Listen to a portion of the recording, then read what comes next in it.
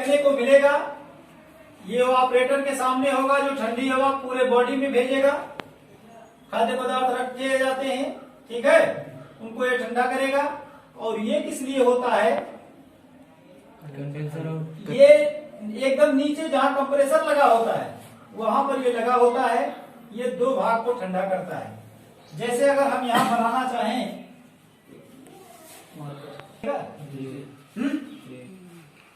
ये समझ गए होंगे जी। और जब ये चलेगा तो इसके सामने क्या होगा?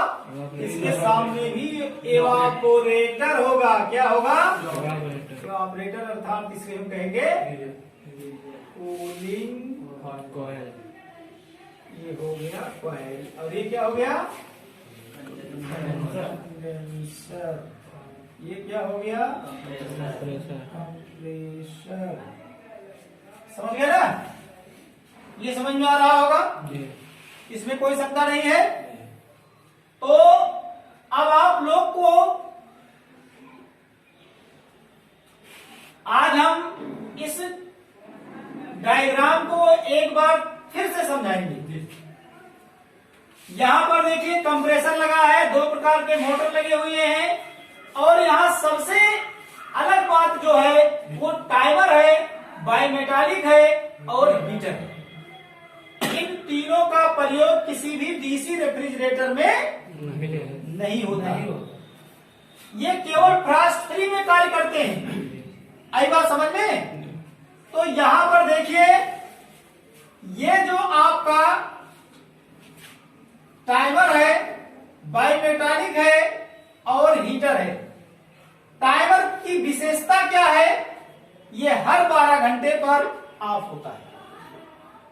अब आप यहां ये सोचेंगे कि हर 12 घंटे पर ये ऑफ होता है, लेकिन कब? रनिंग पोजीशन पर। जब फ्रिज आपकी चलेगी तब वो 12 घंटा जोड़ा जाएगा। जैसे पता चला कि 4 घंटा फ्रिज चली और लाइट कट गई, समझ गए? तो 4 घंटा चल चुका है ना, अब फिर से लाइट आई तो ये नहीं कि वो रिवर्स हो जाएगा, वहीं से आगे बढ़ जाएगा। अब समझ में आ गया होगा? वहीं से आगे। तो कई घंटा बाकी रह गया? 8 घंटा चलेगा। फिर पता चला 6 घंटा कंटिन्यू चला और लाइट चली गई, तो कई घंटा बाकी है? अब जैसे 2 घंटा पूर्ण हुई तैसे माने 12 घंटा किस पोजीशन पर माना जाएगा? रनिंग ऑन पोजीशन पर। ये हर 12 घंटे पर ऑफ होता है। कितने देर बाद चालू कर? हर 12 घंटे पर ऑफ होता है। कितनी देर के लिए? क्षणिक। अब क्षणिक का समय आप अंदाजा लगा सकते हैं, ज्यादा से ज्यादा 1 से 2 सेकंड, 3 सेकंड, इससे ज्यादा नहीं। समझ गए ना? 1 से 3 सेकंड के अंदर ये इतने ही देर के लिए ऑफ होता है। अब ऑफ नहीं होता है, ये नहीं होता है, सप्लाई बदलता है।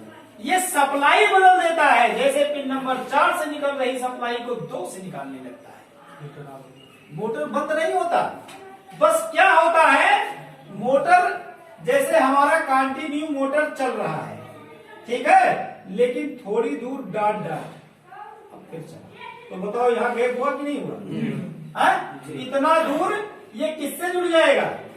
2 नंबर से। अब अगर 2 नंबर को जरूरत है तो सप्लाई लेगा, 2 नंबर को जरूरत है तो सप्लाई लेगा। 2 नंबर को जरूरत है कि नहीं है वो बाइमेटालिक निर्धारित करेगा। बाइमेटालिक निर्धारित करेगा, क्योंकि बाइमेटालिक का कार्य क्या है? ये -5 डिग्री सेल्सियस पर ऑन होता है। समझ गए? ये कितने पे ऑन होता है? -5 डिग्री सेल्सियस पर ऑन होता है। और जब हमारे रेफ्रिजरेटर के अंदर माइनस में टेम्परेचर जाता है, अर्थात -5 डिग्री सेल्सियस पर पहुंचता है, तो ये क्या होता है? ऑन हो जाता है। और उस समय पिन नंबर 2 से निकल रही फेज सप्लाई को ये भेज देता है हीटर में। फेज सप्लाई कहाँ जाती है? और हीटर के दूसरे पॉइंट को मिलता है न्यूट्रल, जिससे हीटर गर्म होने लगता है। समझ गए?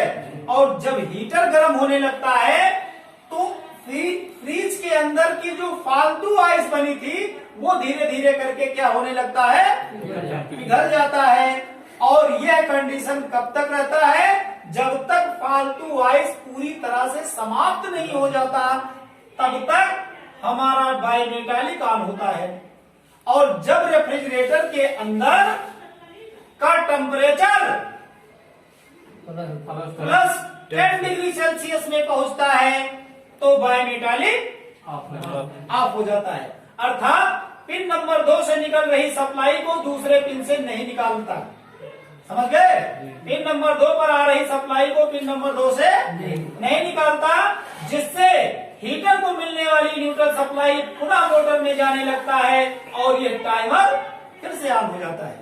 और जैसे ही ये टाइमर ऑन होता है तो पिन नंबर 2 से निकल रही सप्लाई पुनः 4 से निकलना शुरू होता है, जिससे आपका compressor, evaporator fan, condenser discharge air fan ये सब चलने लगते हैं।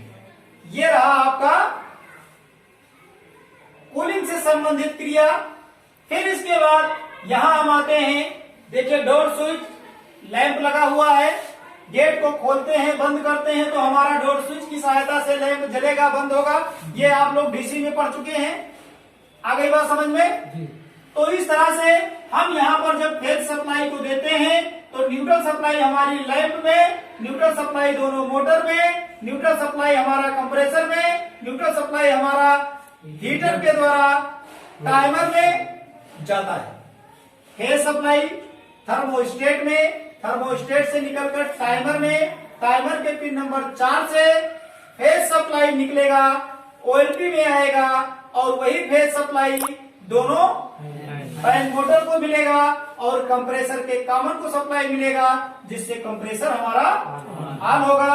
कंप्रेसर के रनिंग और स्टार्टिंग से पीटीसी लगा होता है, जो स्टार्ट कॉइल को एक बार सप्लाई देकर कट जाता है, जिससे हमारा कंप्रेसर कंटिन्यू चलता है। आ गई बात समझ में? कोई शंका नहीं है?